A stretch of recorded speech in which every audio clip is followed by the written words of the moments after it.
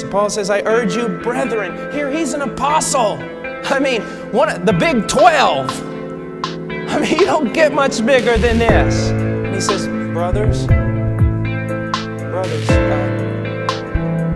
listen to me.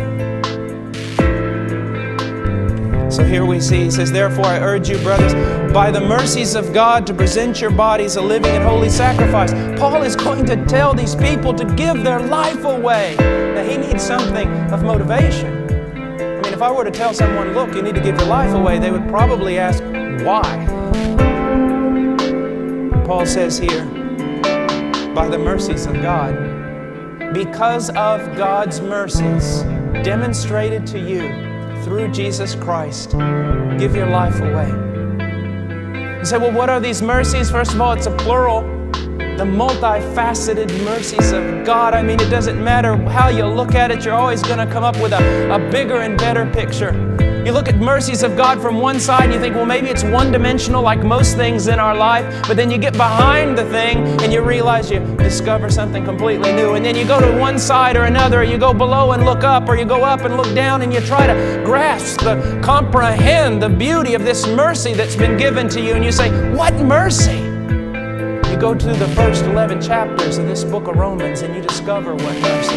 The fact that we were all lost and deserved condemnation. The fact that we could not save ourselves by our own works and didn't even want to. The fact that God sent His only begotten, precious, holy Son to die on a tree carrying our sin and condemned under our judgment. And when He died, He paid the price, and after paying the price, He rose again from the dead, and 40 days later, He was exalted in the heavens. He sat down at the right hand of the Majesty on high, and He sat there as God's man for you. And He ever lives to intercede on your behalf. I mean, I want to tell you something right now. If I were to go to Ethiopia and start 500 churches in 3 years, but God told me to be a janitor in a small Midwestern town, I'd be disobedient planting all those churches. It's not to do great things, it is to obey God. It is to put your life at His disposal, and that is it. Isn't it simple? That guy walked in my office one time, he said, you know, the Christian life is very, very complicated. I said, no, it's not. He said, yes, it is. I said, no, it's not. He said, yes, it is. I said, no, it's not. And I won because I was the pastor. I could also whoop him. I said, no, it's not complicated. He said, well, there's so many decisions. I said, no, there's not. I said, God's already made all the decisions, son. Now you've got the same problem I do. You going to obey or not? You going to put your life there or not? And I want you to understand, let's go back to that word brethren. When I'm preaching this to you, as my preacher back home says, my pastor, he says, I got one finger pointing at you, I got 3 pointing back at me. This is as much for me as it is for you today.